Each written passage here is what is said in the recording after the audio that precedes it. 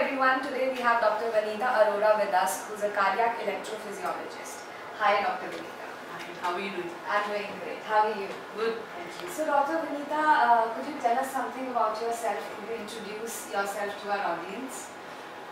Well, I am a cardiologist, a female cardiologist, as you know, and I have a very rare branch and a very special branch in which I specialize, that is cardiac electrophysiology. Okay. It deals with the heartbeats. I deal with the slower heartbeats, I deal with faster heartbeats, and I take care of patients who have heart failure. I put in devices, I do radio frequency ablations to make them feel better from the heartbeat problems. Okay. So you were always passionate towards your field? Well, Like how it's did a you very start? difficult question to answer. Okay. I always knew I wanted to be a doctor because I belong to a family of doctors. Okay. My father is a doctor, both my brothers are doctors, one of my sister-in-law is also a doctor. So I always knew I have to be a doctor because I was the eldest child in the house. But whether I am going to be a cardiologist and over and above that cardiac electrophysiologist, that has happened with default. Okay. Because I did MD internal medicine out of passion because I was very fond of that subject, and after finishing my MD I didn't know which specialty to take further. So I joined Escorts Heart Institute after finishing my MD, and I developed an interest in cardiology. My teacher there, Professor M.L. Bhatia, who has been an HOD of All India Institute of Medical Sciences for 19 years, he persuaded me and convinced me into cardiology. I loved the branch. I did my DMB in cardiology from Escorts, and while doing my DMB only, I developed an interest in cardiac electrophysiology. Not many people venture into cardiac electrophysiologists. You know who are cardiologists. You know about angioplasty, you know about stent. But how many times have you heard about a term called cardiac electrophysiology? Yes. I have heard it for the first time. Right. So it's a very rare branch. It is a difficult branch, that is why very few people venture into it. Okay. It is very challenging, it is demanding, and you require brains for that. Definitely. So that's why, I have always been, it's been my passion to be up against challenges. Okay. Whenever I hear somebody saying this is not possible, I have to do that. You have to do that. Yes, because I believe even impossible says I am possible. Okay. So you believe in that philosophy? Absolutely, absolutely. Okay. Dr. Vanitha, you have 22 years of experience in your field, which is not a small figure. So share something about your experience into your field. Positive or negative? Positive and negative both. 22 years gone by. Well, it's been an interesting journey. Okay. I wouldn't say it has been without hurdles, but all I can say is it's a difficult field for a female, a single female, to survive still in any kind of such branch in our country, and it's not been a smooth sailing. I've had people create hindrances right from the beginning just because I'm a female, and more hindrances because I'm a female with brains. So that's been a difficult situation. However, once you are across that, you just don't have to look back and just with confidence move forward.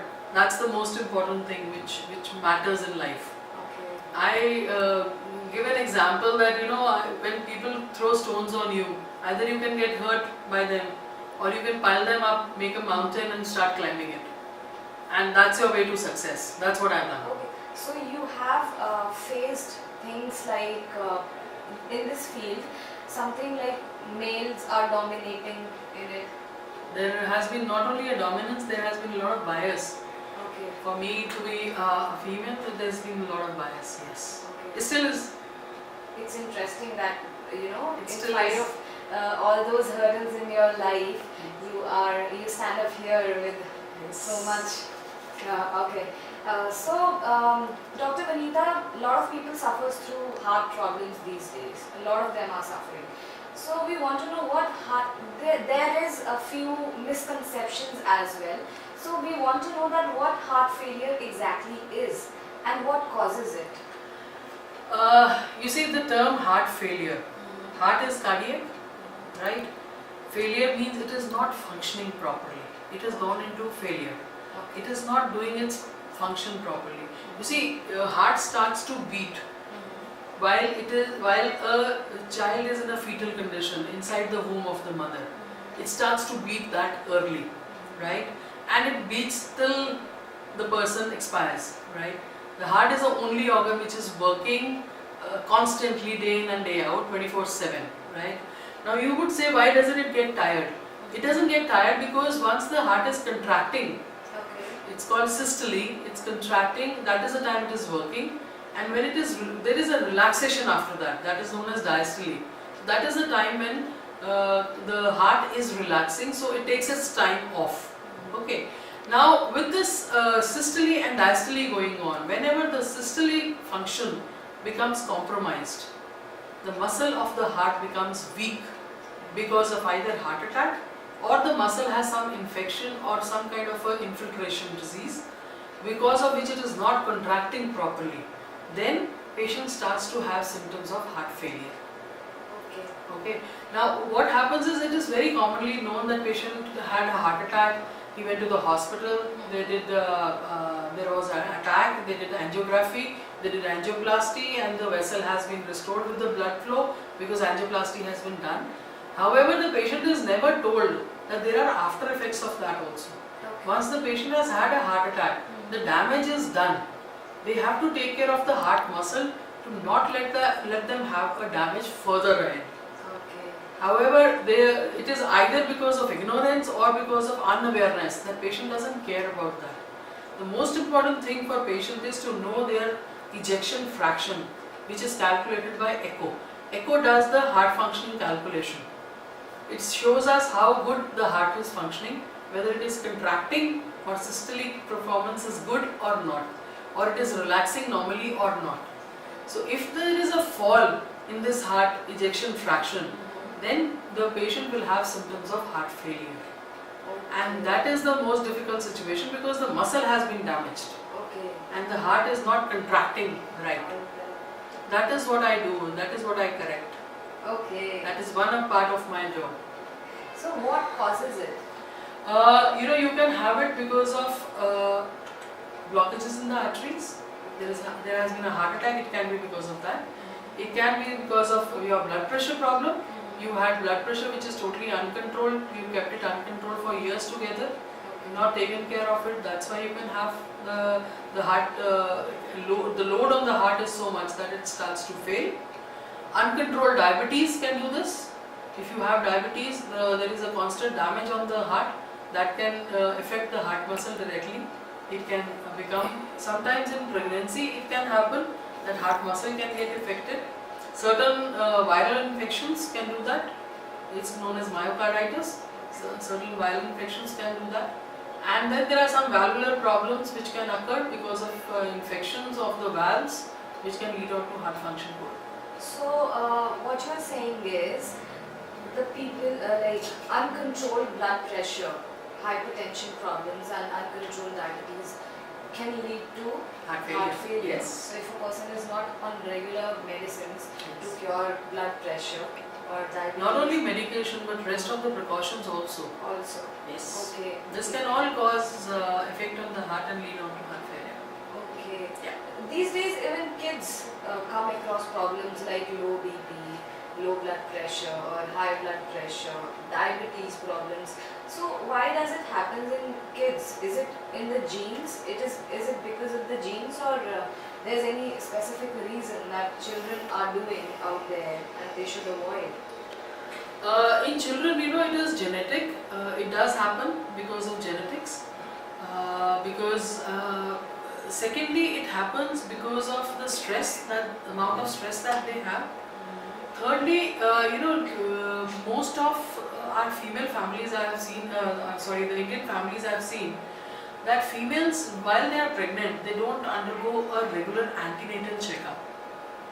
They come across, we have, you see, urbanization of our living is there.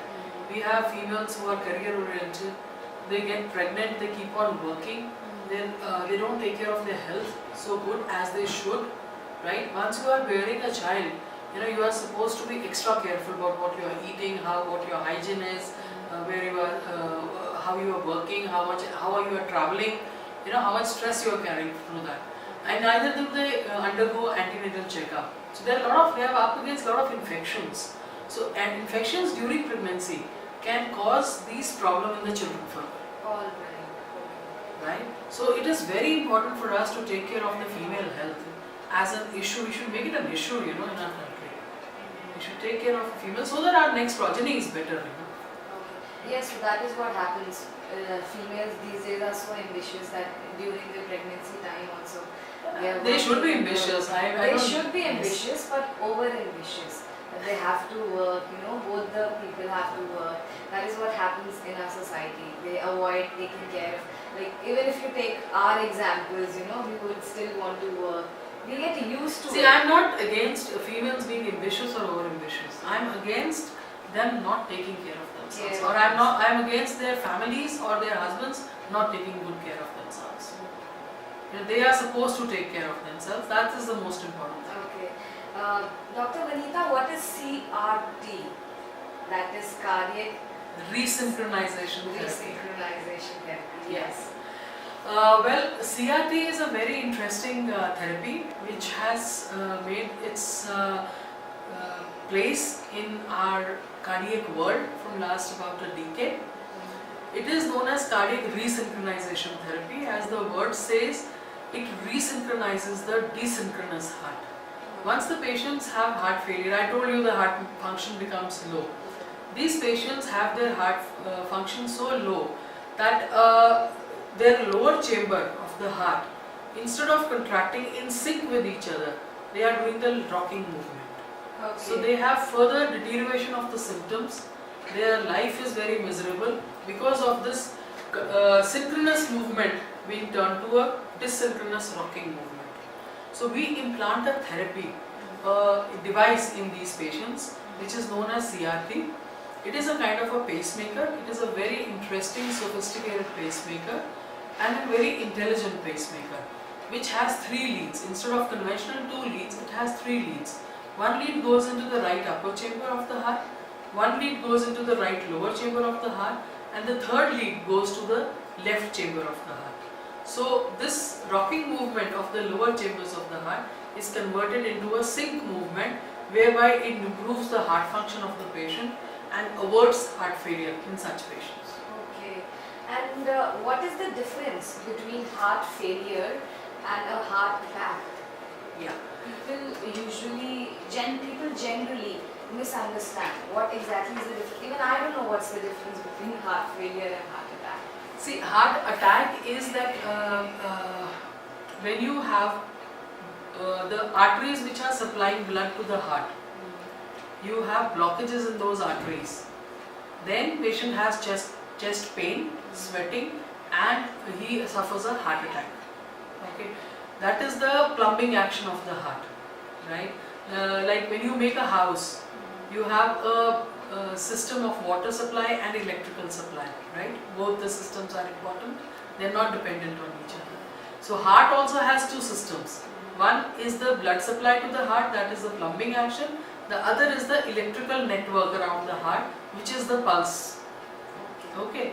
So when you have a choking of the plumbing system, that means the vessels, they develop some blockages and the blockage totally chokes the artery, that time you have a heart attack.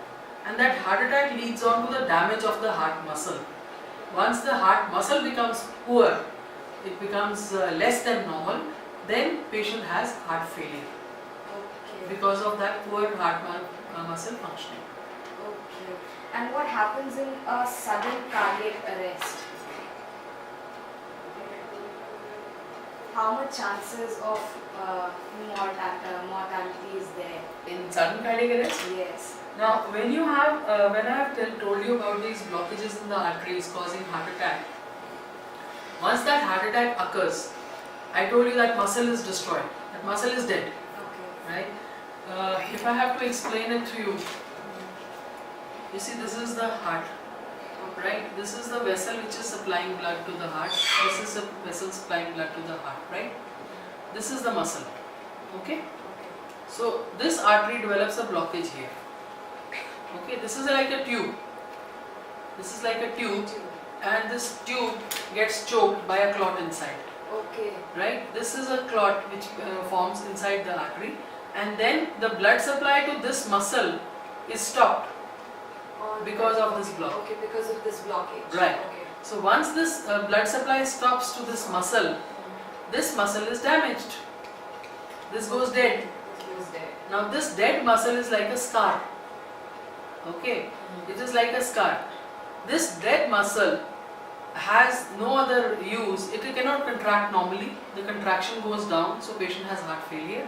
But this dead muscle or scar, it becomes electrically charged, Okay. and it starts to throw some ectopics. These extra beats, once they come in succession, they increase this, because of this scar, they increase the heartbeat so much, it becomes like 200, 300 beats per minute, which normally should be 60 to 70, 80, up to 100 beats per minute. So heartbeat increases to 300 to 400 beats per minute, and blood pressure drops. This is known as sudden cardiac arrest. You will see patients, you must have heard of patients, that a person slept nicely, रात का खाना खाया, आराम से सो गए, सुबह उठे ही नहीं. Yes, So yes. this is yes. what happens that Okay, time. this is what happens. Sudden cardiac I've seen arrest. a lot of cases where Yes. the person has slept like properly, had dinner, slept properly, but early morning They never get up. they never get up, and it is said that they had a sudden heart attack. That's what That it is said. known as sudden cardiac arrest. Cardiac arrest. That's called. Right. And it is also said that if a person has heart attack thrice, then the person has like 99% of chances to death. So, If you have one heart attack, you are damaging your muscle. If you have more than that, the risk always goes up. Even in the first heart attack, normally when you have a heart attack, you do not die. When you die after a heart attack, it is because of sudden cardiac arrest. Because your muscle is so poor and it is getting charged. So that term has to change. It is not because of heart attack, it is because of sudden cardiac arrest. cardiac arrest. Okay. And the probability of surviving from sudden cardiac arrest is nil. Nil. Yes. Until and unless you have taken some precautions in time. So how can a person know that the person can have a sudden cardiac arrest? Yes. So, That is what a are the very important precautions can be question. taken? Yes, that is a very important question. So whether you are up against sudden cardiac arrest or not, you need to show to a cardiologist or a cardiac electrophysiologist Okay. to risk stratify yourself. Okay. If you ever had a loss of consciousness in life, Okay. you ever had an episode of loss of consciousness, if you feel palpitations, if you're getting out of breath, if you already had a heart attack, you should go and see a cardiac electrophysiologist. We get a couple of very basic investigations done like ECG, echo, Holter, 24 hours Holter. These are very basic investigations which need to be done to stratify your risk of sudden cardiac arrest. And we can